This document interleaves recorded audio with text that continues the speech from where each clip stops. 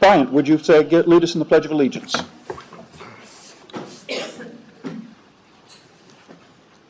Pledge allegiance to the flag of the United States of America and to the republic for which it stands, one nation under God, indivisible, with liberty and justice for all.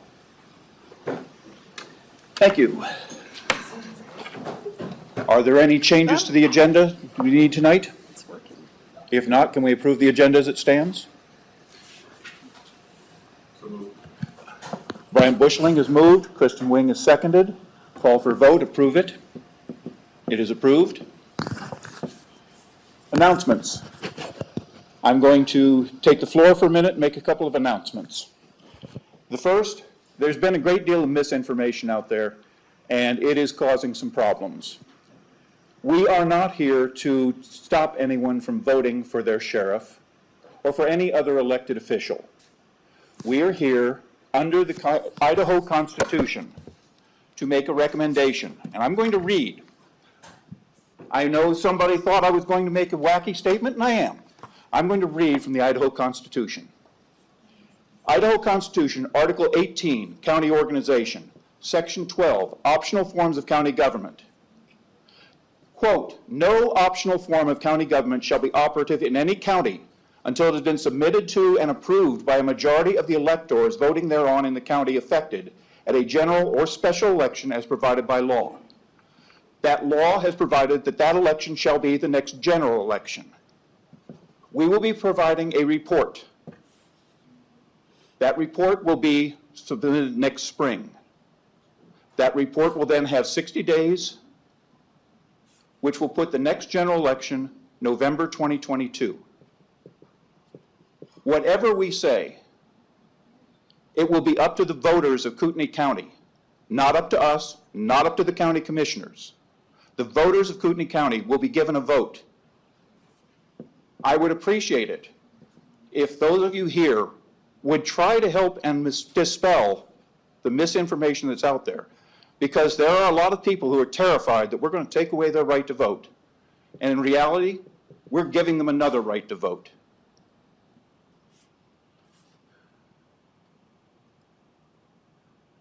Given that information, I'd like to move on. We do not have the minutes for the August 3rd meeting. Therefore, we will not move to the approval of the minutes. We have no reports that I'm aware of, Kristen. We have no reports coming. We have no old business. So we will move straight to the new business. At my left, we have Chief Deputy Treasurer, former Chief Deputy Treasurer, Laurie Thomas, and former County Assessor, Mike McDowell. Welcome to both of you. If you would care to start, Laurie, would you like to speak first? Mike? It's up to you. We're kind of used to tag teaming it, so we always kind of have that little thing. Good evening. Thank you, Mr. Chairman and committee, for the opportunity to sit and visit with you regarding a passion of mine, which is county government. I did have the honor of serving as the Chief Deputy Treasurer for Kootenai County for 20 plus years, and I retired in January. I was appointed to the position by former Treasurer Tom Malzahn, and it was based on my education, my work experience, and my involvement in the community. In my comments, I'm going to try to respond to, I was provided your questions, and if it's all right, I will try to respond to your questions in my comments and go from there. The first question regarding growth, I always like that question, and who has the big picture. I would challenge that it is all the elected officials, the chief deputies and the department heads, the leadership team, if you will, from the county that should have an eye on that big picture. Part of our job should be forward-looking in our individual offices and the county as a whole for the upcoming growth and how we meet the services that the county will need. County government is tasked with providing services by the state legislature through Idaho statutes. Some of those are mandated that we provide, and some of them are not mandated. At the end of each budget cycle, a decision is made by the commissioners on which services and program are important to fund and those the public are willing to pay for. The current structure of the government allows the treasurer to provide the statutory obligations of that office. The treasurer is the banker, the tax collector, and the public administrator for the county. 3 different distinct roles.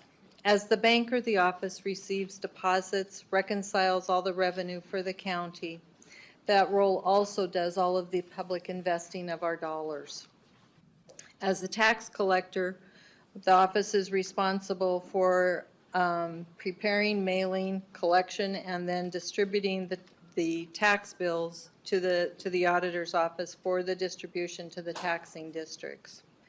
And as public administrator, the office manages the estates of those folks that have passed away intestate. I'm not sure at this point I would be able to identify any of the weaknesses that you had asked for in your question, because everything that we do is done by statute.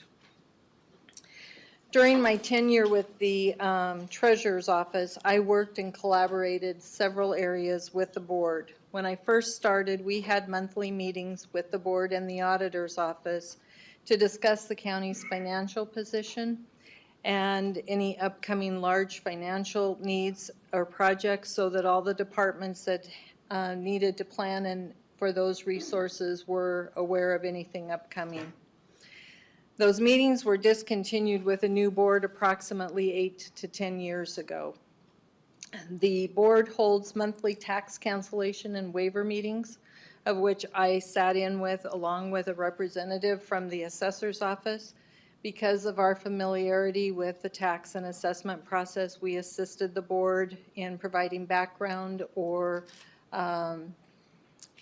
assistance in a resolution if there was something that we could do to help a taxpayer. The board is also tasked with hearing hardships for individuals that cannot pay their taxes, that there's been some sort of a life event. And I worked with the board's office, interviewing and collecting data, and then going into the hearing, again, to try and help the taxpayer as well as the resolution on that. Idaho Code 31808 is another area where the Treasurer's Office worked with the board. That is the statute that requires the board to have an annual auction for tax deeded property. The Treasurer's Office is responsible for the backup work for approximately 9 months before that sale occurs, so we're very familiar with those processes. So we worked with the board's office to get them prepared so that that sale, which included the advertising and the facilities, and so that sale went as according to Idaho statute. So the office also, because it is the banker and is responsible for all of the revenue collections, any department that has a revenue collection, that money flows through the office. So even though we are a small staff, I'm sorry, I still use present tense and past tense. I haven't quite got the full retirement thing. Sorry about that. Even though the office is small, there's 9 employees, there's a lot of activity that does go through that office. Your question regarding educating and expanding skills for the Treasurer's Office many times came through the education and training from the Idaho Association of Counties. But we also, in my tenure, I would have citizens periodically come in and say, hey, have you thought about this? Have you, can you think about maybe changing this? And we would sit down, and that was what I also called good education, because we were meeting a need of the community. Additionally, in 2005, the county transferred to a new tax and assessment system that had a user group. I have served as the national president of that organization since 2008, and that provided training to all of the users that attended, both on customer service as well as maintaining accountability within the system, so that we knew that the data that we were using and documents that we were giving to the citizens was appropriate. My employment in the treasurer's office, the bulk of the daily work was handled by our line staff, reporting to me, and I reported to the treasurer. The treasurer and I worked to ensure that we were meeting Idaho code and staying within our budget and looking again for opportunities to improve on service and being more forward-thinking on what we needed to do for future growth. I managed the team and had hire and fire ability. There were no distinctions between my job and the treasurer. We had the same authority. As I previously had shared, my position was appointed. Idaho code requires the treasurer to appoint a chief deputy first, to act should there be a vacancy to allow continuity in office, and second, to manage that office. Especially in Kootenai County, which is kind of unique, the chief deputies attend the meetings of the Idaho Association of Counties. Those meetings are typically one affiliate meeting and then 2 general IAC meetings, one in the fall to prepare for legislative and one in the spring to meet with legislators down in Boise. The affiliate meeting also provides that additional training germane to Idaho statutes, personnel, and any other topics that may be trending nationally or statewide.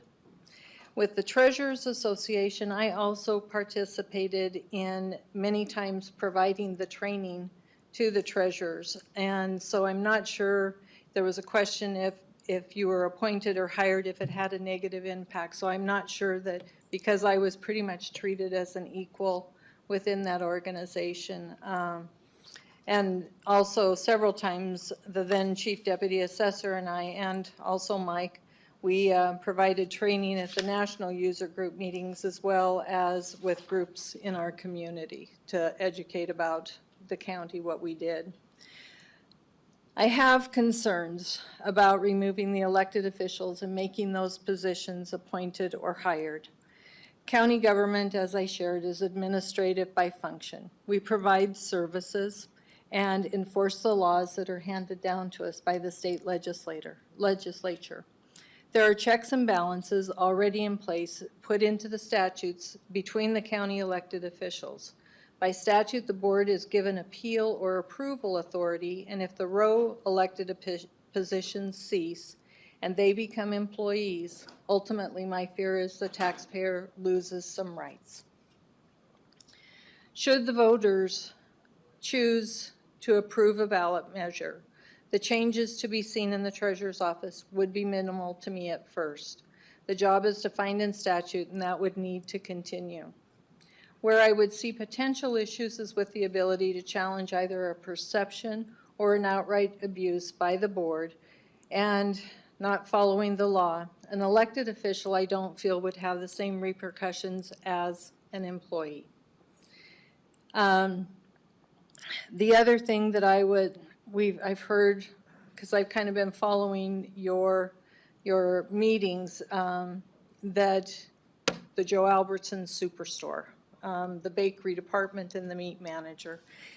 And as working under an elected official, I feel like we're in the daily trenches of that office. So we know the laws, we know what needs to be done, we know what needs to happen with the customers.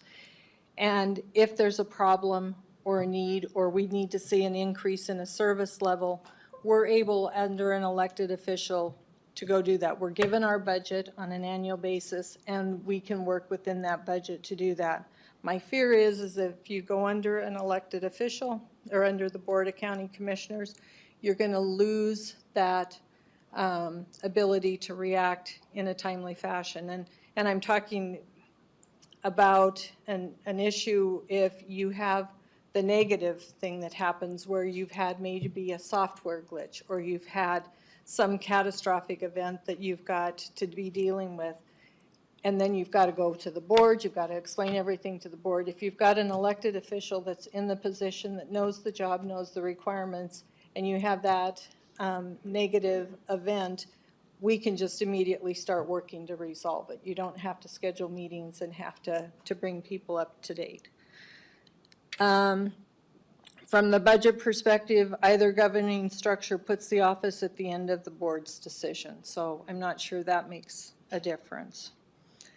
I believe, again, that growth is something the management team at the county needs to be continually processing. I believe that the current structure is adequate, but could it be done different or better? Yeah, I think it probably could.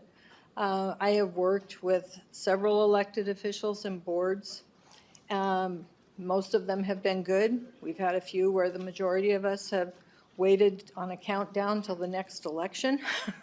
But Idaho has 44 counties, and they're all operating right now under the same form of government. There's a couple of things that I don't believe I've heard, but the commissioners can develop a job description today. They can create a position for a county manager or a chief operating officer and put that into place. The authority that they give is based on what they do in the job description. There's also another form that's in existing government today, is that administrator form, and where one of the three can be appointed as an administrator to be able to handle the growth. The other thing that this is a little bit probably out of context, but elected officials at the county are administrative. They really should be a nonpartisan position. And with the exception of the prosecuting attorney's office, there are no skills that are required to run for county offices. And I think that was probably a good time or a good reason when the county or the state codified, but maybe not today. It doesn't function as well. And while it's outside a little bit of your sphere of influence, it may be something that you want to consider, that maybe there should be a recommendation that they maybe want to work with the Idaho Association of Counties to maybe define some better job descriptions. I've heard a few comments that have said, you know, well, it's your quality of your candidate.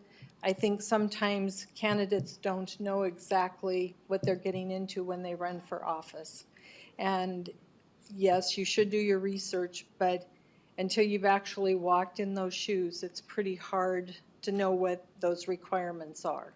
I can tell you that I thought I had it pretty well dialed down, and it took me a couple of years to go, oh my gosh, you know, this is because you're dealing with things that happen just one time a year sometimes. And so you don't know exactly what you're getting into. So maybe a little background would be helpful. There's been a lot of discussion about the time involved for commissioner meetings and preparation, and the need of going from a 3-member to a 5-member board. Commissioners are elected on 2- and 4-year terms. The row officers are they're elected on strictly 4-year terms. And when you look at the statutes at what the commissioners oversee, approving the budget and election results, approving that the auditor and the treasurer are doing the right bookkeeping, approving county expenses, authorizing the levy of taxes, approving salaries, most everything that you're going to read in their job duties is approving and authorizing. And in Idaho Code 31-2003, it specifies that each elected official has to appoint deputies with the exception of the board. And our organizing chart for the county lists 17 departments that are under the board. And each of those departments has a director that the board uses as a deputy, and they have higher fire ability and budget authority. One of the things several years ago when this topic came up, there was a group of elected officials that we met, and when you look at the 17 departments that are under the board and you read the statutory job descriptions for the other row officials like the assessor, the treasurer, you will see that for example, the building, it's community development now, but at the time it was building and planning, their job requirements dovetail under the assessor's office because they're both working with permits, they're working with building the land. The solid waste department is a revenue enterprise fund. The treasurer's job description, when you read it, talks about everything with revenue. And one of the things that we had looked at was reassigning those departments that currently fall under the board to fall under elected officials. So you would then change that scope, and then the commissioners could go back to doing their statutory obligations and approving and authorizing the departments. So with that, I would like to thank you again for allowing me to come and share my thoughts as a former county employee. I've had many opportunities myself to serve on these type of committees, and I know the time that each of you put in to do this, and I really truly appreciate what you all are doing. It's always hard to come in and not know anything, and sometimes we had a ground rule here at the county that we came in, I had my treasurer hat on, and then as the meeting started and we did our introductions, I had to take my treasurer hat off, and we as a group focused on the whole of the meeting. What was the goal? We had to take our biases, we had to check them, we had to put them, I think Angie said I had to put it up on a shelf and forget about it. And so I really, truly appreciate everything that you all are doing and the time commitment. So thank you. Thank you. Okay. Well, thank you very much, and I would like to echo Laurie's comment. I know all of the time and effort you guys put into this. Oh, I'm sorry. Yeah, we just covered that, and then I forget. Again, thank you so much for the time and effort you folks put into putting this together and considering what I consider to be a very important matter for our county. I think that it's very important that we look at this very deliberately and very objectively before rendering a decision. That's Dave and I were talking a little bit earlier, and I think that's exactly the approach that should be taken.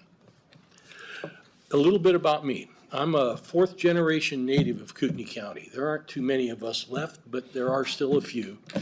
And my wife Kathy and I have been married for 41 years. We have 2 children and 4 great-grandchildren.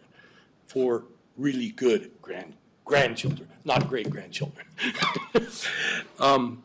As far as my service in the assessor's office, I actually served in the assessor's office in multiple capacities for 42 years. Okay, started in 1977 and retired a couple of years ago. During that time, I served 20 years as the chief deputy assessor and another 16 as your elected assessor. I've known and worked with over 20 boards of county commissioners during that time. So I have a lot of experience with the changeover every 2 years. And as Laurie pointed out, sometimes we couldn't count the days until that occurred, but most boards have been very good and very well intentioned over that period of time. I've also served on the Coeur d'Alene City Council for 5 years. So I have both the perspective of what county government and how it functions and how city government functions. And I'll talk a little bit more about that. One thing, just a little tidbit, cities by law are authorized to do anything that is not prohibited by law. So they can choose to do provide whatever service they want to provide as long as there isn't some law that says you can't do it, okay? On the contrast, counties can only do those things that the law allows them to do or mandates that we must do, okay? So why am I here? Why should you even listen to me? I mean, gosh, I'm an old retired guy. The reason, my primary motive for being here is to leave Kootenai County a better place for my children, my grandchildren, my family, my friends, and our constituents. I think that they deserve that. And so I think an objective look at how we go about doing that business is a very important matter. The assessor's office is organized into I shouldn't, I'll catch myself as many times. I keep using present tense. I'll catch that was organized. I presume that for the most part, things have not radically changed from that, but there could be some subtle changes that have been made. At the time I was there, we were organized into 5 different divisions, each with an independent manager that answered to our chief deputy. And we as a management team would manage that office. So we had 7 members to that team, myself, my chief deputy, and our 5 division managers. The 5 divisions were the Administration Customer Service Division, which that was really the primary information resource to many local businesses and the general public. There's a lot of the land information is really critical for a lot of that business activity. And so that was a resource that was provided, and that was one of the services that we provided. We also have a mapping GIS division, a residential appraisal division, a commercial appraisal division, and of course our vehicle license division, which serves as an agent for the Idaho Transportation Department and also the Idaho Parks and Recreation Department. Over the years, our staff runs somewhere between 65 and 70 individuals. The assessor also provides administrative support for the county surveyor. Interesting little tidbit there. That position initially was under the planning department. And because of a more close relationship with our mapping and GIS department and the ability to basically more efficiently process the information that the surveyor was required to review, we were able to provide some of that administrative support and actually work very closely with the county surveyor. I hope he's still there because I think that was a very good change. So our county surveyor functions along with us in the county assessor's office. Our county government was designed by our founding fathers to be a representative of our citizens and to be accountable to our taxpayers. In my view, it's very important that we have 7 elected offices and they remain directly accountable to our voters. This structure emphasizes the importance of listening to our constituents. County government was not designed to be the most efficient form of government. It was designed to have checks and balances on authority and to be responsive to our constituents. I'm reminded that the most efficient form of government is really a dictatorship. You think about it. Or in today's world, a sole proprietor private business. That's not county government. County government needs to listen to a broad spectrum of opinions and information from a lot of sources and consider that in arriving at the way and manner in which we deliver service. I'll share with you some of the experience that I've had over the 4 decades that I worked here with the idea, I'll try to keep it, I could spend a lot of time on this, but I'll try to condense it back to things that I think would be relevant for you to consider and certainly would be open to questions if you have them. During my time, I had the opportunity to work with a county manager form of government here. Tom Taggart, who was prior to becoming our county manager, was our county clerk. He then took the position of county manager under the Board of County Commissioners. And I'll say this, Tom was able to facilitate great communication between the Board of County Commissioners and each of the other elected officials.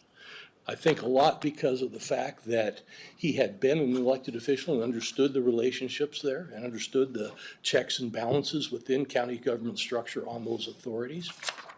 He was able to promote and follow through on projects as directed by the board, and I found his efforts to be effective, very productive, and cost-effective. I also served, as I mentioned earlier, 5 years on the Coeur d'Alene City Council with a mayor-council form of government.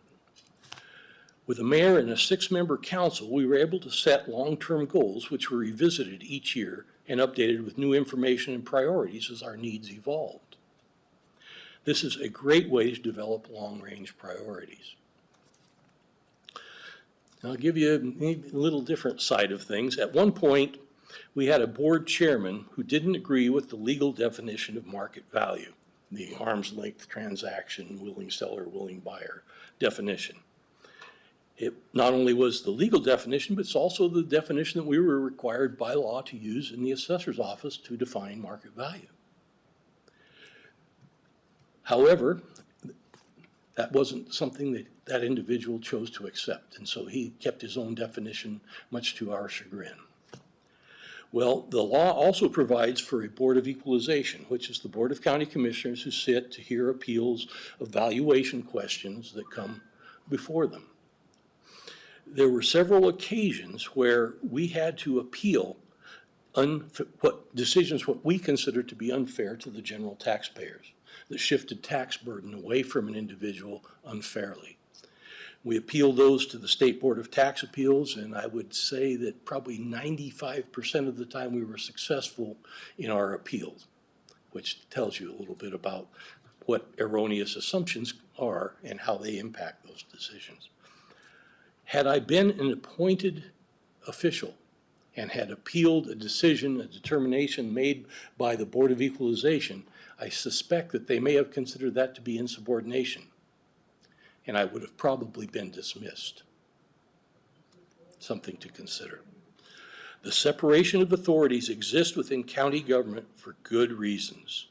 Counties need to maintain independent officials to effectively deliver the services that we're required to provide by law.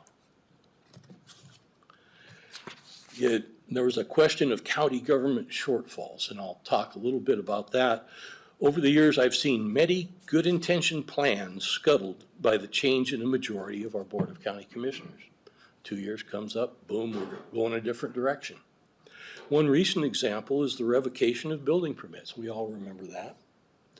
A change in the board majority removed the building permits, only to have that reversed 2 years later by another change in the Board of County Commissioners majority.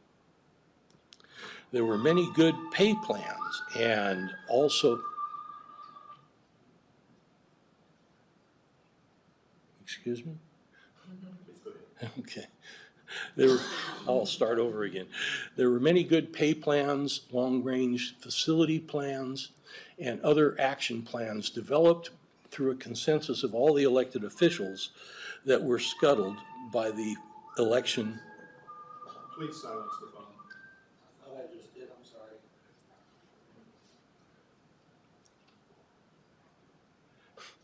Okay, we'll try that one more time. As I said, there have been many good pay plans for staff, compensation plans, facility plans, other strategic plans that were adopted through long efforts and quite a bit of expense of county property tax dollars to develop and provide for some significant direction. Those were put on the shelf by an election of a new Board of County Commissioners. So it's somewhat understandable as to why there are really no strategic planning efforts within the county now that go beyond 2 years. It's sad, but it's unfortunately true. If we were to choose to have a 5-member part-time Board of County Commissioners with either a manager or administrator who answers to the board, 2 commissioners could change every 2 years. But it would require that 2 consecutive elections occur to change the majority. That would provide for longer-term planning and a vision where the county could take some strategic efforts and move things in a direction. Just a thought. A part-time board would also increase the potential candidate pool for those leadership positions. We have a good number of business leaders who couldn't change careers to take a full-time post as a county commissioner, but would be willing to contribute part-time service and expertise if the board were a part-time position with a professional manager or administrator. So I'll conclude. In my opinion, the best choice that we have for Kootenai County, after having experienced this form of government for quite some time, would be to have a 5-member part-time Board of County Commissioners with a full-time manager or administrator who answers directly to that board, with all of the other elected officials remaining as elected officials. Because I think those checks and balances, the representativeness to the public, are critical to the success of Kootenai County. We've already had a vote on changing elected officials to appointed positions, and consolidating that authority under the Board of County Commissioners. As I recall, there were probably greater than 60% of our voters said no to that option. I campaigned actively against it. I was opposed to it then, and I still stand opposed to that change now. I thank you for your attention and for the time you're taking to consider this. I'd be glad to answer any questions you might have. Thank you. Brian, any questions? No questions. Bill? Yeah, let me add, thank you both for being here. Really very informative to know kind of what really goes on and how it's handled and so on. Getting back to Could we get him to speak into the microphone? Getting back to something you said, Mr. McDowell. Basically, counties are different from cities in every state, not just here. Counties government is established by the state legislature, and the duties and the six, in this case, department heads, row officers, all have a defined task.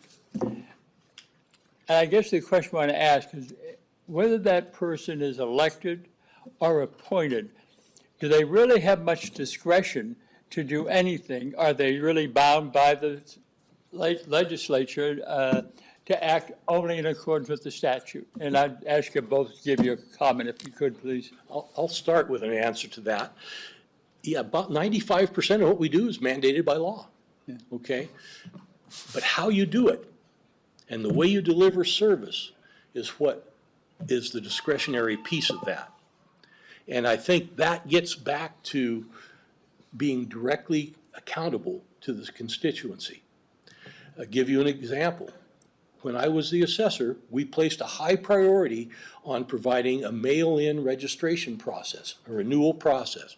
And we also placed a great deal of priority on turning those mail-in renewals around in 3 days. They hit the office, they were done, and they were back out the door the third day. And that is one thing that I don't know what the reasoning is, it's been discontinued. That's part of the discretion that's provided as an elected official that you choose to do. There are other examples of that same type of thing, but that's kind of the flexibility that's provided. Laurie, did you want to comment? No, I would concur with Mike. I would concur with Mike. What we do is mandated in statute, and he's totally right. It's in the delivery of service, and when you attend the Idaho Association of County meetings, the kind of standing rule joke is there's 44 ways to do it in Idaho because there are 44 counties. So while, excuse me, we're all mandated to do the same thing, we typically seem to do it a little bit different, so. Tamara, questions? Thank you both for being here. When I was reading about the assessor's office, I was like, wow, they do a lot. This is actually a question for Laurie. You mentioned that assigning some of the responsibilities to other elected officials, that there's crossover. Was that an administrative type of thought that would help alleviate? Because it has come up many times that the county commissioners have so much administrative work to do that they're not allowed to do or not able to do as much of their other legislative work. Could you go into that a little bit more and explain how that would work? Sure, and Mike was part of those meetings, so he may want to chime in as well.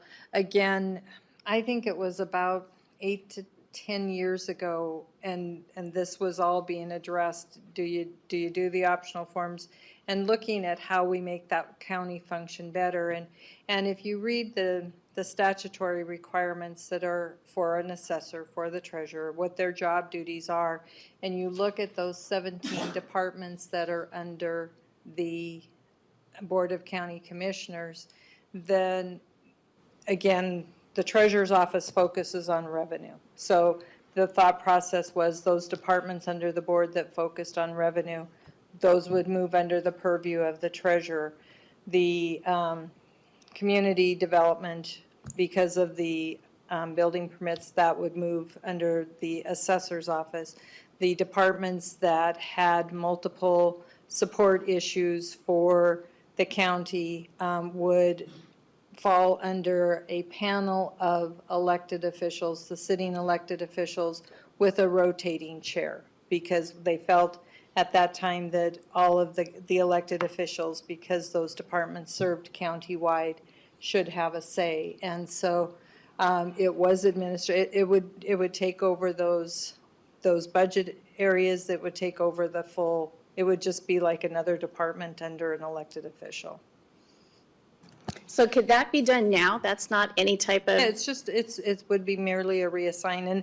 And I think that you've had a couple of folks speak about, I think Prosecutor McHugh talked about the civil division was under the board, and then when he took office, they moved it back under the prosecuting attorney.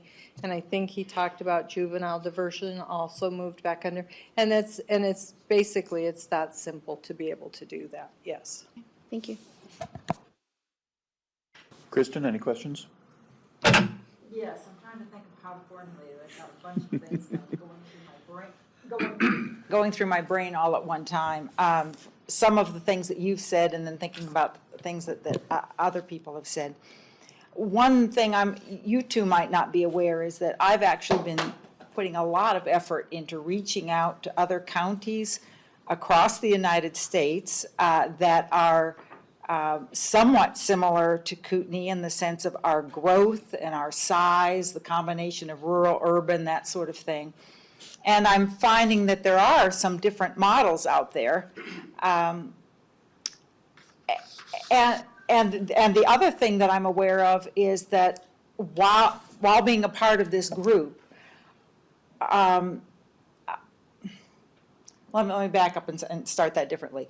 I was not aware before becoming a member of this group of all the duties and responsibilities of county government. I think I very much appreciate it, and I think the audience and everybody who's listening is probably, hopefully, somewhat appreciative too of the fact that we're really getting to know what our county officials do for us, and not only the electeds and the deputies, but all the line staff. It doesn't sound like it's an easy job.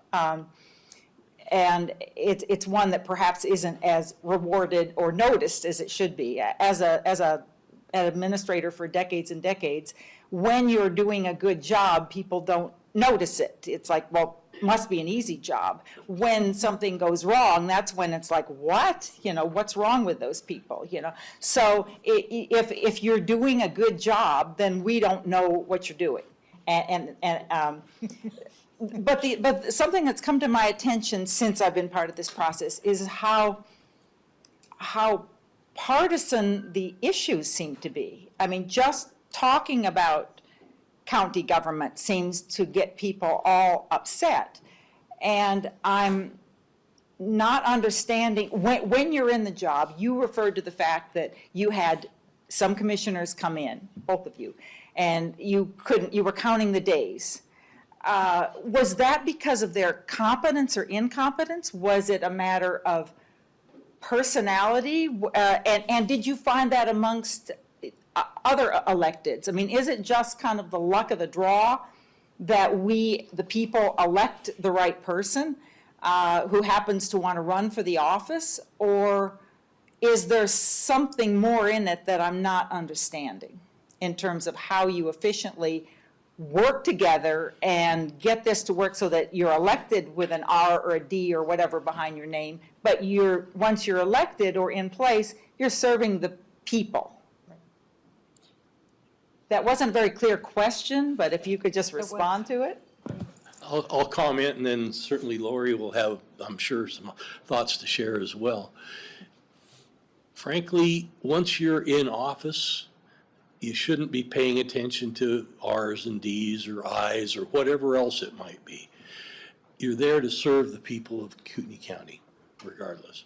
And I don't know if you're aware of this, but about 12 years of the 12 of the 20 years that I served as the chief deputy, I worked under Tom Moore. And when he was the assessor, he was elected as a Democrat.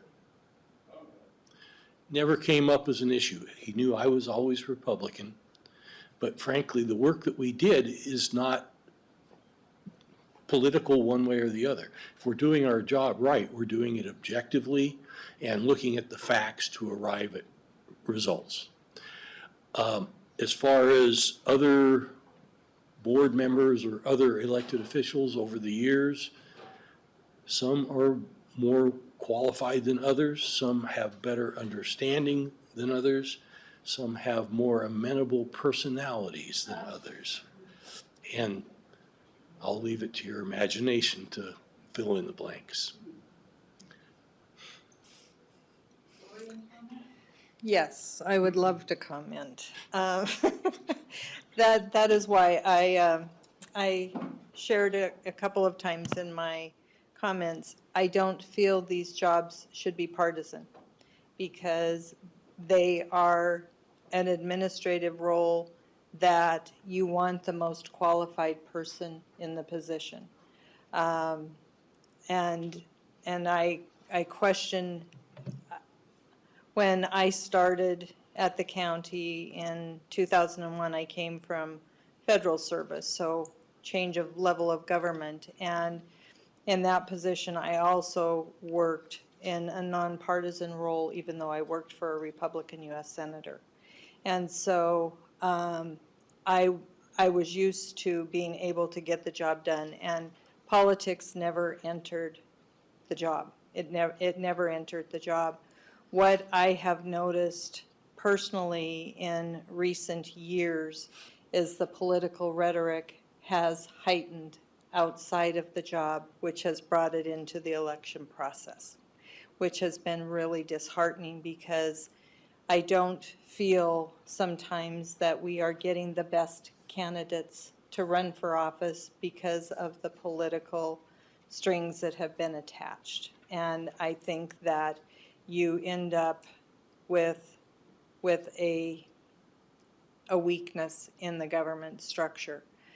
As far as Mike mentioned personalities, you also, he mentioned the commissioner that had his own ideas about market value, and others had different strong opinions about how things were to be taxed.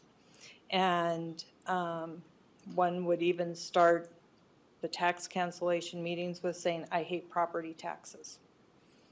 And it was really disheartening because you have a function and a role that you're required to do. And when they come in with a bias and an agenda, it makes it really hard to do the administration part of the job that a county is required to do. And so it made for some difficult times. And public meetings are not always the best environment to try and maintain that decorum, but it's critical to do that. And so you've seen periodic outbursts, but the public, and having this stuff on Zoom and everything now on YouTube is awesome because the public has an opportunity to see it. There's been a lot of times that those things have never been brought to the public's eye because the press wasn't there to cover it and we didn't have the capability at that time. So you didn't see it. I hope I answered your question. No, you did. I think it's palpable in this community at this point. And so I thought, and it's somewhat directed to our group and our very existence. So it was kind of refreshing to have someone willing to talk about it. Thank you. Sorry. That would have been good to capture. Joan, any questions? Yes. Mr. McDowell, you mentioned that you worked for a short period of time under Tom Taggart, who was the county manager. Is that correct? That's correct. And we've heard from time to time in this meeting that the Board of County Commissioners often are bogged down in a lot of administrative duties, et cetera, and don't have the time to legislate. In your opinion, at the time Tom was in that position, did that free up the Board of County Commissioners to move away from all that administrative function? How did that really work in real life?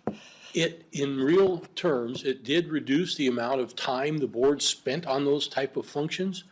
What would happen is Tom would summarize the information and developed a rapport with the board to the point that he would formulate recommendations, provide the basis for recommendations, and they could go through quite a bit of information in a fairly short period of time.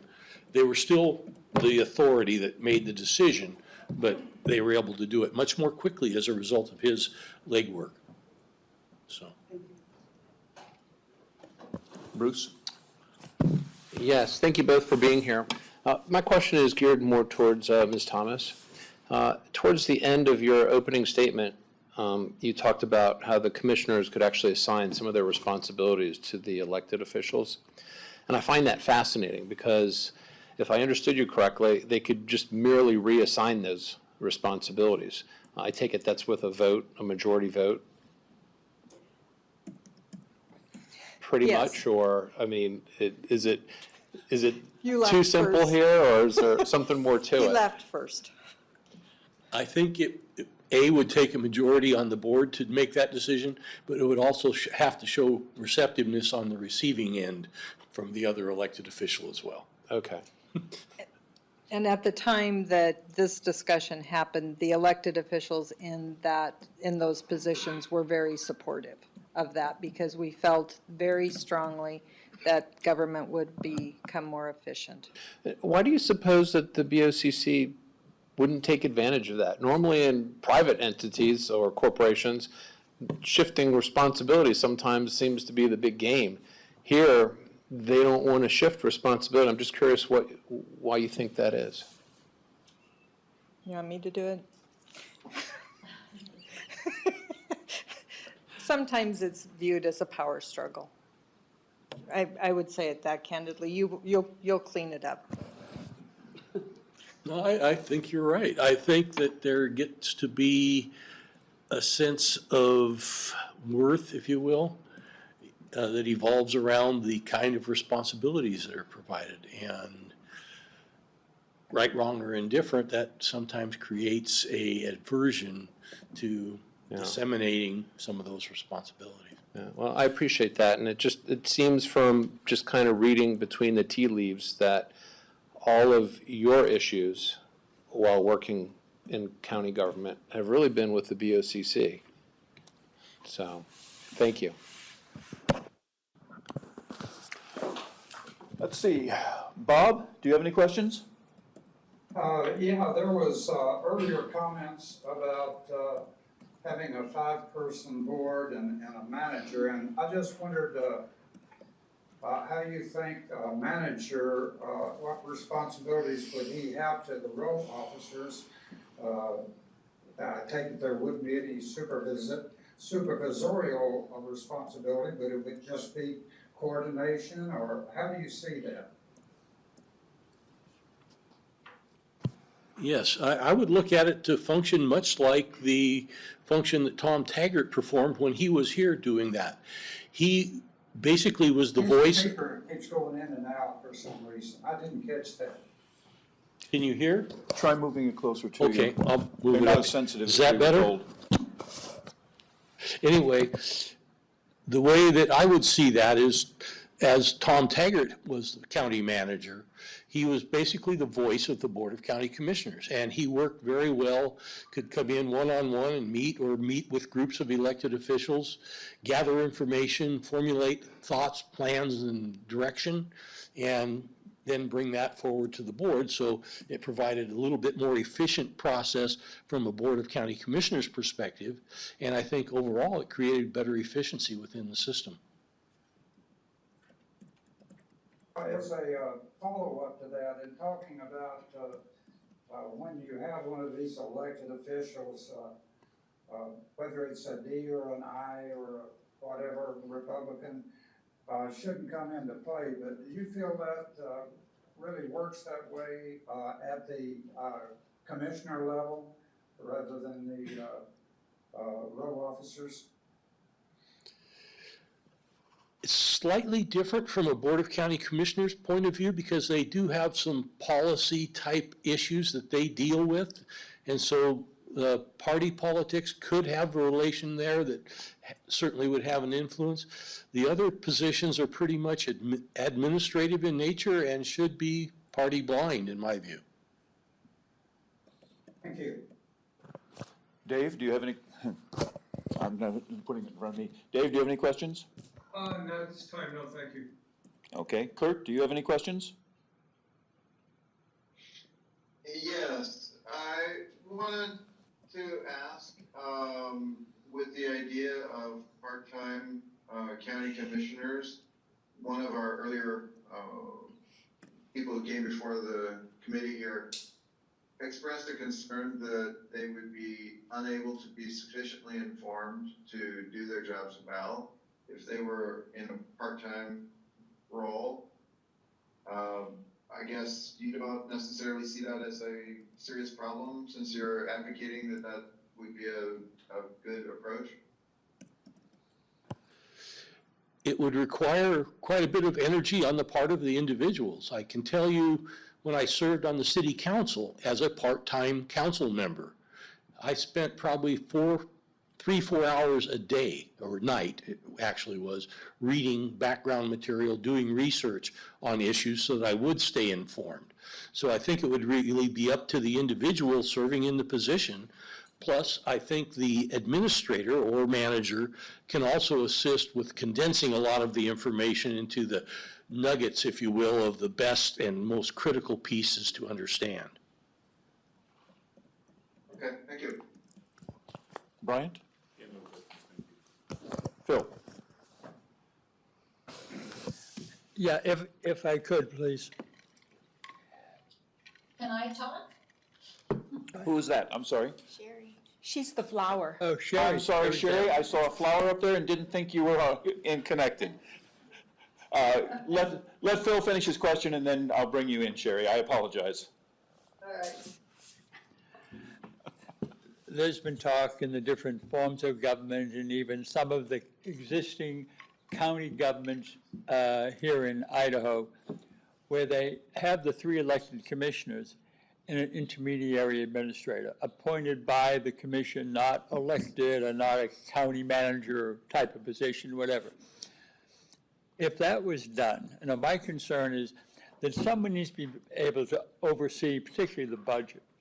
The budget is what the commission approves. But if I was the police chief, I'm going to have my own ideas of what I need in that budget, and probably the prosecutor and the clerk all the same way. Well, the pie is only so big, and who decides how to shrink that pie, or simply tossed at the commission to do, or is there some intermediary step that an administrator could deal with, recognizing the people he's dealing with are all independently elected as well? I hope that's clear, but.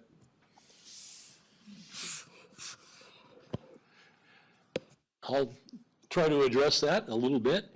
I can tell you a little bit about when Cliff Hayes was the county clerk. He actually took on the budget process as the county clerk, because technically by law, the clerk is to deliver the budget to the board for consideration. That's one of those checks and balances within the system of county government. What he did, though, was to be a little more proactive with that and actually conducted meetings with all of the other elected officials and would allow one commission member at a time. They could rotate as they saw fit to sit in on those meetings to develop the priorities and to deliver then to the Board of County Commissioners for their consideration a balanced budget, if you will. And so I think that's the kind of function an administrator or a manager could perform if they had developed good relationships with each of the elected officials. Thank you very much. Sherry, my apologies. Go ahead. Thank you. Mr. McDowell, I'd like to go back to your recommendation of 5 members for the county commissioners. And I'm just a little bit curious as to your opinion about whether term length actually matters for these elected positions, because I know there's a 4 and a 2 rotation, but does it matter that it's, that 4 and 2, or would it, in your opinion, would it be beneficial if it was a 4 and a 4, or maybe even a 6? So I'd like to hear your opinion on that. To tell you the truth, I hadn't considered 6. But as long as we were rotating in the manner that provided for 2 members to be elected every 2 years, I think that you could work with either a 2 or a 4-year term. Right now, it's alternating 2 and 4-year terms. Certainly, I think either form, depending on what other wise souls might say, would work. I hadn't considered 6. That may be a bit far because of I wouldn't want to be so comfortable that I didn't remember who put me there. And after 4 years, maybe that might be a little more possible. I would have to confirm with the legislation, but I don't believe 6 is feasible. I don't believe it's one of our options. But 4-year terms, instead of having a 2 in there, 4-year terms would not be unreasonable. I don't think it would be at all. Thank you. Tamara? I believe you both mentioned that there were concerns, or you thought that there was an issue with the other elected positions being appointed and being able to handle, especially, I think you mentioned negative problems within their respected positions. Could you go into that a little bit more, why you think that that would be more of a problem under appointed versus elected? Sure, I would be happy to. Excuse me. Under the current system with the elected treasurer, if we had a system, we're statutorily required to get tax bills out. And that requires us to do a lot of data entry. That in the treasurer's office, that process starts in September to get the bills out by the 4th Monday in November. And because things happen, life happens, and you can have a system issue, you can have a data issue, and if you are an employee, you're going to have to take that to your supervisor and get them up to speed, and they're not going to understand all the germane intricacies of the data. Whereas if you have an elected official such as the treasurer who's working daily in that environment with the data and understands, then you're ahead of a learning curve, basically. And to me, it is just better customer service for the taxpayers. It's just you have a person that is accountable to the taxpayers, that understands that role and function and what statutorily the county is supposed to do. And so in my mind, that would be an issue if these row officers became appointed or as an employee. Okay. Could I clarify something with Mr. Matter's last question of me? Of course. If you don't mind. You had said that it seemed like we had more issues with the Board of County Commissioners, and I don't want that to be the appearance. It was as we were looking at options of how to make county government more efficient, that option that I shared was something that we felt as elected officials, everything would be doable under that. But I have had very good working relationships with all of the boards that I've worked with, but it was just perceived as a power shift when that was brought forward. So I didn't want it to be left as there was a sour taste kind of thing, and we always had problems working with commissioners, because that was not my intent to do that. So if I did, I'm sorry. I didn't take it that way. I really kind of saw it more as the frequency of change within the BOCC. Yes. That it actually it increased instability because of that, and it made it more challenging for you to accomplish your jobs. Thank you. I just did not want it to be the other perception. Kristen, questions? I didn't catch the name of the clerk that you mentioned who would pull the various groups together during the budget process? That was Cliff Hayes. Yeah, okay, I was looking at my little list here. So basically, Your microphone is, Always. I am so sorry. If, it seems like his model, his model is something that we use, that is used more in business. You pull all the people who have the stakeholders, as they call them, the buzzword. You pull the stakeholders together and you get an idea before you even start the process. So that gives them some idea of where to start. You also have a rough idea of what the budget's going to be, so you know what the increases could be. So that goes back to the whole issue that I have with how in a county of 165,000, when you figure about 20-some% of those are children, as you start pulling it apart and seeing who is the population of individuals who would be running for these positions, who wouldn't have a full-time job, who wouldn't, and who would be at a point in their life when they would want to take this on and serve. That's a challenge, and so I want to compliment you and all the others who have come before you too, because I think that people have really stepped up and done the very best they could, and if they didn't have the experience, they did their best to gain that experience. So kudos to everybody in that regard. You had mentioned, Laurie, that you, and you had mentioned also that, Mike, that you were active in Idaho state groups and were teaching and that sort of thing. Is there any group, I know there's a National Association of Sheriffs, for example, and there's a National Association of this, that, and the other thing.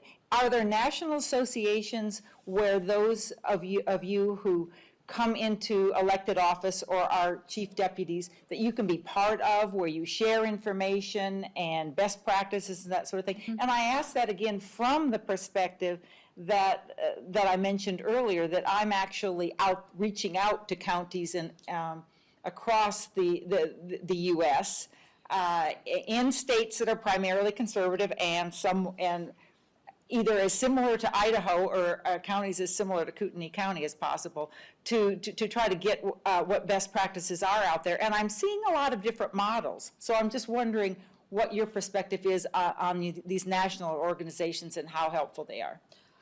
I guess I'll start with that. We do have, for the assessment profession, mm-hmm. the International Association of Assessing Officers, mm-hmm. which is really primarily a U.S., but it does have international components to it as well. So there are people that do this type of work throughout the world. And it's a great resource for education and for professional development. They have certifications for appraisal and administrative staff. We also have a very active and very helpful Idaho Association of County Assessors, just like there are county treasurers and a national treasurers group as well. That provides another resource for education and for collaboration. And basically you can pick up the phone, call one of your fellow assessors and say, hey, have you run into this problem? What'd you do? And how did it work out? Mm-hmm. You know, learning what not to do. So those are wonderful resources. Highly encourage new folks especially to take advantage of them. It's been a little more challenging, I know, with COVID recently, right. But certainly it's still there, it's still active, and I think a great resource. Yes, in answer to your question, obviously IAC, the Idaho Association of Counties, and then there is an organization, a national organization called NACTFO, which is the National Association of Tax Collectors. There's two C's now, I forgot. You retire and it goes away.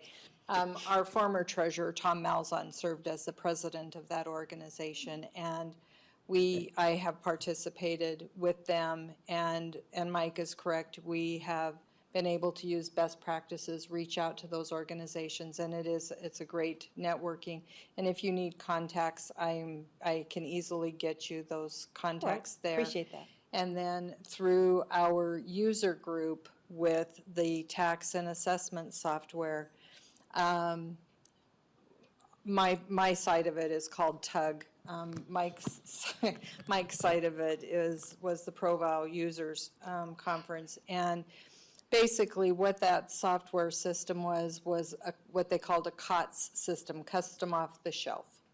And so it was designed that all different types of jurisdictions could use it, and different states. The tax users, there was about 1,400 different jurisdictions, and they actually are international. And we would have conference calls, we would do our meetings, but we would find different organizations that would use the software for different requirements that they had, because their structure of government was a little bit different, but the system was able to manage their needs as well as our needs. And I have got lists of different statewide organizations, and I'd be happy to get, I'm still the ex officio president because they have kept me there, so I have all of that documentation, and I'd be happy to get you contacts for that. Thank So, you, appreciate that. Thank you. Joan? In taking notes a few minutes ago, I think, Mr. McDowell, you mentioned something about strategic planning.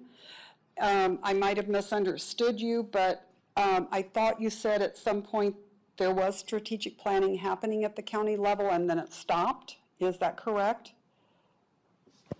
That is correct. Can you elaborate on that a little bit? Sure. I'll go back, this goes back quite a ways. Commissioner Compton was an IBM executive in his prior work and was a very effective and a strong leader within the county. One of his initiatives was to bring all of the elected officials and department heads together to develop a county view, a county vision. And if you go, I think they're still around here, there was a vision of what county government is and several principles under which we would operate. That was developed by that group, okay? That was the beginning of those long-term objectives. That lasted as long as Dick Compton was in office.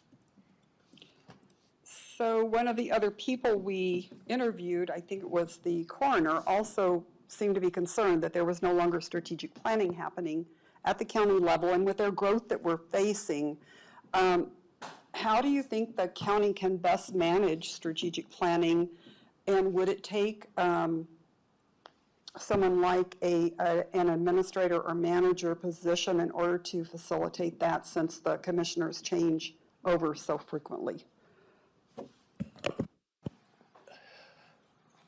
I think a broader-based decision-making body, thus moving from a 3 to a 5-member board, would be part of that. And I think somebody to carry that vision through for consistency from board to board, I think would also enable a better opportunity for that to occur. and I also think it should be a challenge to the other elected officials. I'm not sure that I would say that it should just rest on the shoulders of the county commissioners. I think that all of the elected officials should be, and to me, it should be the management team, should be always forward-thinking with that. Bruce?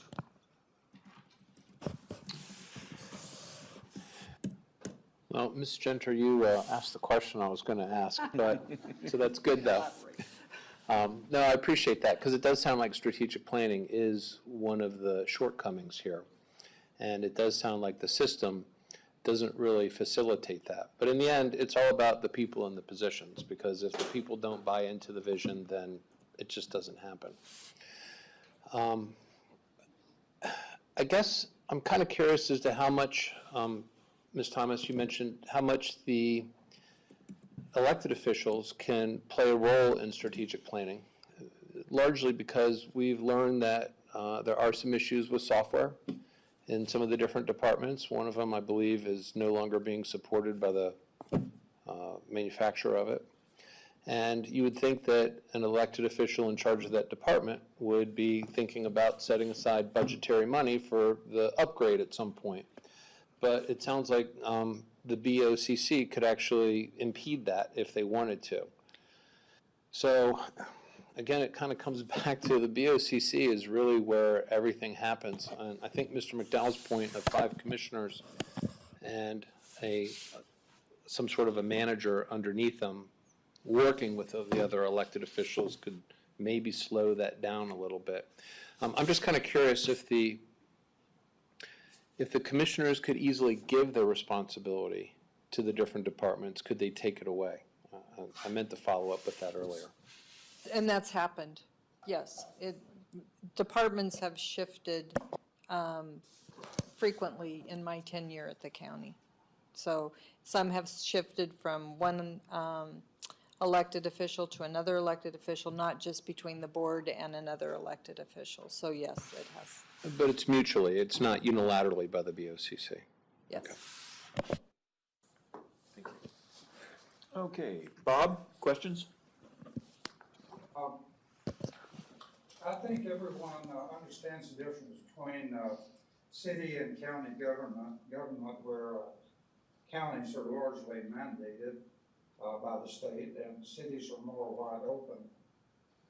And I've wondered what your comments might be about, taking into consideration that cities almost totally have all of their departments run by a professional manager. And there's been resistance, seems like, as far as the counties are concerned, to that type of government. And often you say, well, we're mandated and the cities are not. But I don't understand what difference that would make to a professional manager. Could you comment on that, please? Sure. Within the city, you do have a professional manager that does execute the will of the mayor and council and works through his staff in various departments to accomplish that. However, county government doesn't provide the same type of services that the city provides. The city's services lend themselves pretty well to that type of a management regime.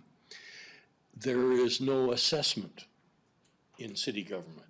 There are no coroner functions within city government. I don't think they do tax collection within city government. Each of those have a significant role in what the county provides and also have a significant responsibility directly to the constituency. If you have a professional and well-intentioned, good professional, they're isolated to some extent from the voter. They're not directly, it's an indirect relationship. So you have to affect a change, if you will, at the council level to affect that manager or that administrator. And that, I think, reduces that level of accountability by one level. Bob, you satisfied? Thank you. David, do you have any questions? No, thank you. Kurt, do you have any questions? Thank you. Okay, Sherry, I got you this time. Any questions? Just a clarification from Laurie. I understood that the chief deputy treasurer is mandated to be hired, correct? It is a mandated position, but it can be appointed, yes. So appointed position. Yes. And it is typically appointed, correct? I believe, well, I know I was appointed, but I understood that the current treasurer, Steve Matheson, went through an actual hiring process for the person that replaced me. Okay. And so the chief deputy treasurer is also in place in case there is a situation that arises where the treasurer needs to be replaced, correct? Replaced, or if there's a vacancy, yes. Yes. And so the appointed position is an adequate situation to actually replace an elected official in this instance. Is that correct? No, that I may need to clarify, Sherry. I'll answer as I think I'm understanding you.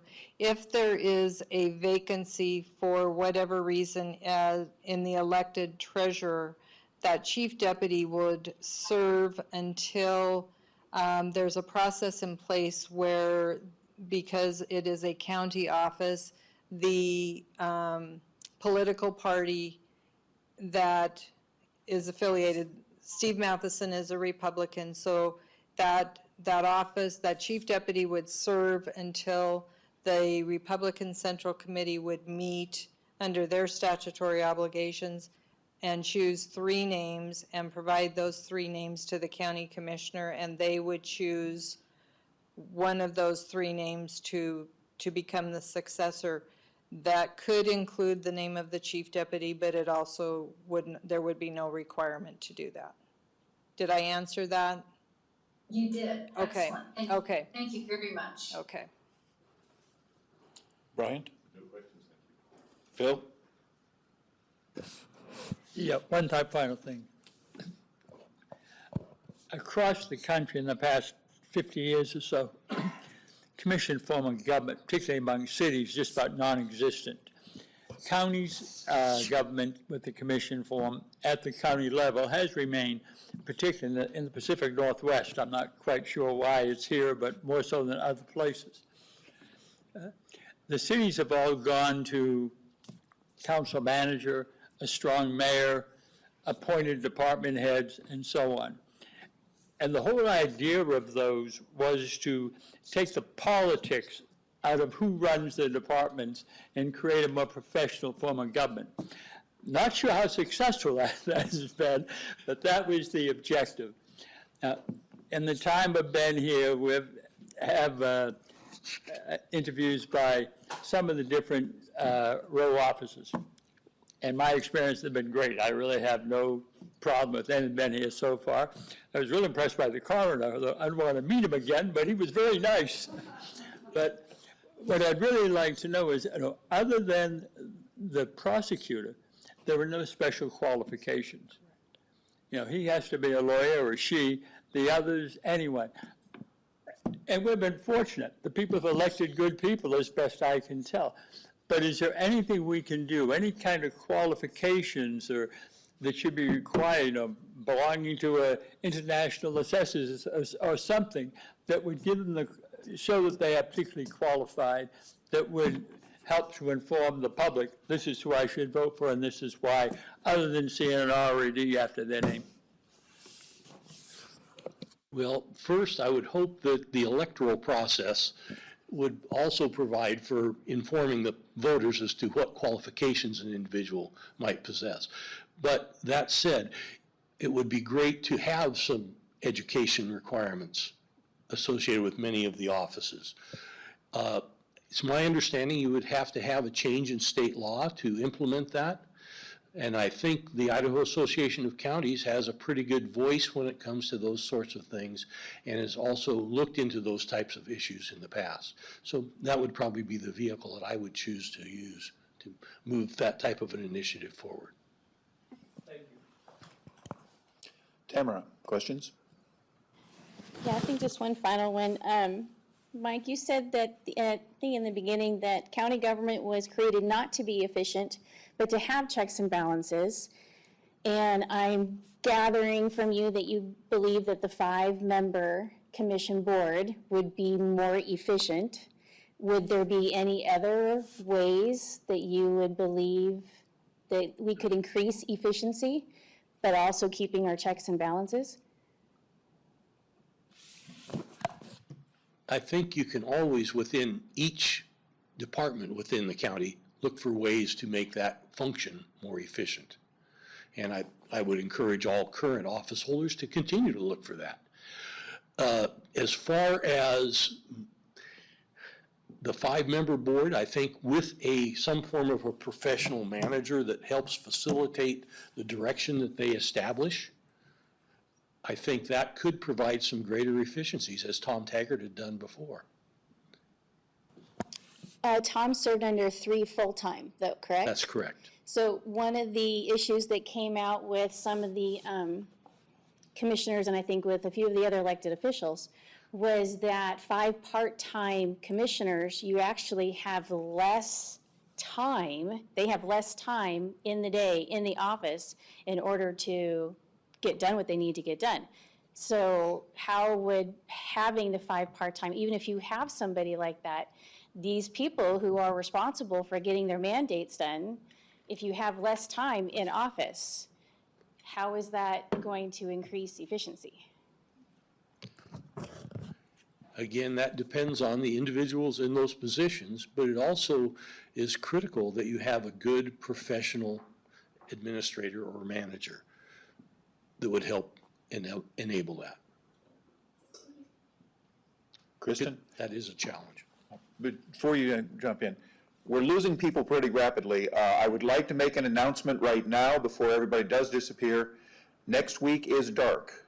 The county commissioners are having their budget meeting. We will not be having a meeting of this commission next week. Our next meeting will be September 1st. I'm sorry to take that in, but That's fine. Kristen? I just want one additional clarification, don't really have a question. Laurie, you had mentioned in answer to a question what the process was. So I think that process is Not exactly. getting any. Microphone, please, Kristen. Of course, of course. You need to all, the minute I open my mouth, you need to all yell Mike, even from, this is one exception to the audience. You get to yell Mike too. So sorry. So Laurie had explained the process if there is not if the elected official is no longer in the position. And I think I just want clarification. That's exactly what has happened with the current assessors. Correct? I understand that the assessor who was elected unfortunately died, and then the 3 names were given to the Board of County Commissioners, and they chose one. And so the individual who's in that position now is serving in an elected position as an appointed individual, but can run for election when it comes up again. Is that how the process works for all those positions? Yes, it is. And that's Okay. actually the second time in my tenure that's happened within the assessor's office. Okay, thank you. I'm done. Joan? I have no further questions. Bruce? No questions. Bob? Any more questions? Pass. David? Any more questions? Nope. Kurt, any more questions? No, thank you. Okay. Sherry, any more questions? No, thank you. One last round. Bryant? No, thank you. Phil? Tamara? Kristen? Joan? Bruce? I want to thank you both for helping out. We appreciate your time and your effort. Thank you very much. Thank you, and good luck. We hope you had some fun. Oh, it's always fun here, yeah. Okay, moving on to the rest of the agenda. Let's see, we are dark next week, so everybody's aware of that. On the 1st, Nancy, who do we have scheduled on the 1st at this point? That's a good question. I like having good questions. Lost audio feed from the room. Did the whole thing get put on mute? Can you hear me? Yeah, I don't know either. Well, Something's gone wrong, apparently.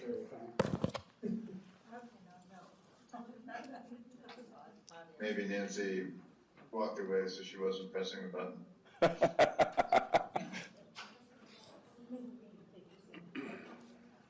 And apparently these mics aren't functioning right now with the If Zoom. anyone can hear us, can you? Yes, we hear The you. audio feed from the room? Yes, we hear you. We're trying to work on that now. And I know you can't hear me. We can all nod, working on it. Everybody, thumbs up.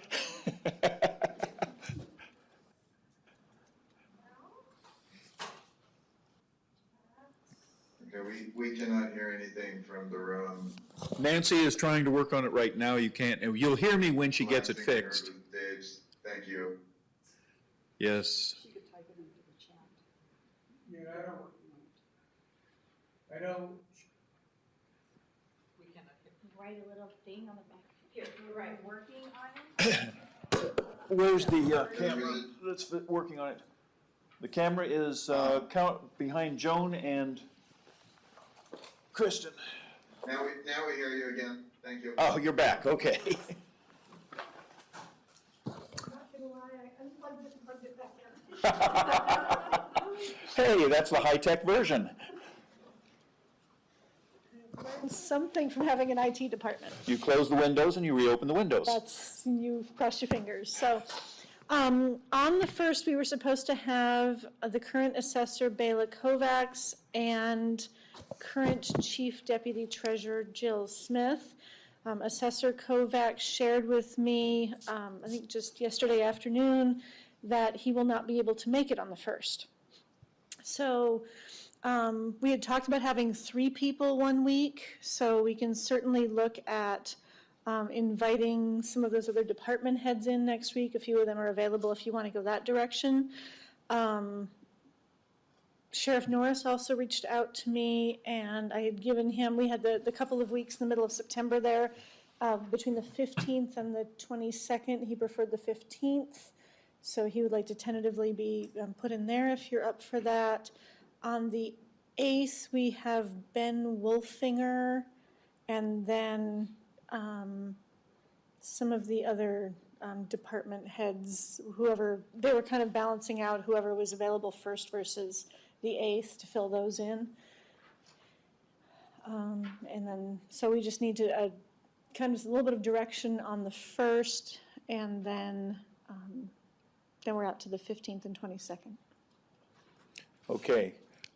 Does anyone have any problem with Nancy just filling in 3 department heads, whoever's available on the 1st of September? Is that amenable? I'm getting that. How about you guys? Fine? Sounds good. Yeah, sounds good. Okay. That is your direction. Find 3 department heads, talk to us on the 1st. My goal, just so you have an idea what I'm thinking, is to have Nancy Pluff and Sylvia Proud, which are the business analyst and the HR director. They work very closely together on salary studies and all kinds of analysis of structure and wage, so I thought that might be a good match. So if they can come in together, but we may end up with Leanna Kaiser. I'm not sure if she's available the 8th, so we'll work that through. Okay. Sounds good. I believe you said tentatively you have Ben Wolfinger for the 8th? Yes, he is not available the 1st or the 15th. He's very eager to speak with the group, so we have him in for the 8th with someone.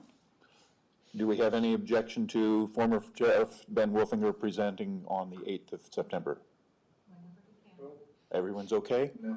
Perfect. You're set there. You have potentially Bob Norris on the 15th? Correct. Any objections to that? No. Okay. If either of the, if we go short, we'll just get out of here a little earlier those nights. Yep. Did you have anyone scheduled at this point for the 22nd? It kind of depends on how many of the department heads we get in between the 1st and 8th, because I think we'll still have a couple left for the 22nd. Otherwise, we can start filling in with the cities, but otherwise we'll have finished up all those department heads essentially by the 22nd, have the public comment period the 29th, and then be able to go into those more external, those few tribe and city administrators and all of those. And then I think you're pretty much wrapping up. Do you think we can get some of those in the 22nd perhaps instead of more department heads? Potentially. Do we have, I would suggest that rather than having more department heads in on the 22nd, we bring those externals in. If we want to talk to the cities, if we want to talk to the tribe, I think that would be a good thing, because I would like to make the public comment on the 29th, the last thing before we go into deliberation. Do I have any discussion on that matter? I'm getting crickets. Is that agreeable with everyone? We try to bring in the externals on the 22nd, go to public comment on the 29th, and I don't have the number in front of me, something like the 6th of October we would begin deliberations. Sure. Good here. I would like to have an email outlining all this discussion. I think that's fine. Nancy, would you I'll take care of that? update the spreadsheet and send it out to all of you. how many of the department heads are you comfortable, if we were to have, say, the airport director, the community development director, the BOCC staff head, I'm trying to think if there was anyone else. I was trying to think if there was any way to get 4 in. I think it would kind of, because I could try and bring, if we brought the department heads in with Nancy Pluff, and maybe bring Sylvia Proud in with Ben Wolfinger, or Nancy in with Ben Wolfinger, something like that, then I think that would help condense, so I can kind of play with that. I think we can leave that in your hands to organize it the best way you can. Sounds good. You're the one talking to people, finding out what their dates are. It's been fun. I'm sure it has been fun. So. Now, at this point, it's getting easier. The electeds were much more difficult. And then, that doesn't take into consideration whether or not we want to book Bela Kovacs. Did he say when he was available? I might be able to make it September 1st. Oh, and you're here. I was trying to remember. Welcome. I did offer to Nancy that I could come in on the 8th. Well, I thought it was the 8th. Okay, the 1st, we were looking at several department heads. The 8th, the only thing I had was Ben Wolfinger. So maybe you and Ben Would that be together? amenable for you to come in with Ben? Yes. Okay. Sorry, I don't think anyone here recognized you. I was not in disguise. No, you were not. Okay. So we're set now for the various meetings. Nancy, you have your direction? Yes. What is it, Tamara? No, me. Oh, I'm sorry, Kristen. And my mic is on, that's why I. So you didn't recognize. That's why I thought it was Tamara. Right. When do you want me to make a report? Whenever. I don't think I can do it before the public comment, because I did tell you there was a conflict that I had where I was going to have to Zoom in because I was going to be traveling. So I don't know that the public, I think the public would benefit from what I have to say. I think they'd find it fascinating, but I don't know if the timing is going to be right. I'm trying to remember right off the top of my head. I believe we were scheduling that for about 2.5 hours of public comment, if my memory serves me, from 5:30 to 7. Right, To 8, right. I'm sorry. No, I didn't mean that night. No, I'm just saying, I think meant that after. night, I meant after, meetings after that. Right. I think at that point, we're going to have no extra time. I think the public comment will take up the entire evening. It might pay to have you make your presentation then the first meeting in October before Okay. we begin deliberations. Okay, and That sounds good.